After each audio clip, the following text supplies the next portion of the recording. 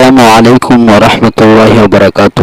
محترم سامعین، امید ہے آپ حضرات خیر و عافیت سے ہوں گے۔ کھانے کی ناقدری پر رزق سے محرومی۔ ام المؤمنین حضرت عائشہ صدیقہ رضی اللہ تعالی عنہ سے روایت ہے، نبی اکرم صلی اللہ علیہ وآلہ وسلم ہمارے گھر تشریف لائے تو روٹی کا ایک ٹکڑا زمین پر ہوا دیکھا۔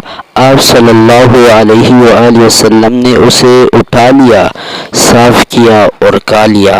پھر آپ صلی اللہ علیہ وآلہ وسلم نے فرمایا، اے عائشہ، عزت والے یعنی رزق کا احترام کر، یہ جن لوگوں کے پاس سے چلا جاتا ہے دوبارہ ان کے پاس نہیں آتا۔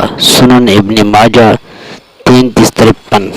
آخر میں آپ سے التماس ہے کہ ہمارے چینل کو اپنے ساتھ سبسکرائب کر لے اور بیل آئیکن والے بٹن کو دبائے تاکہ ہر نئی آنے والی ویڈیو آپ حضرات کو جلد از جلد مل سکے۔ والسلام، اللہ خوش رکھے۔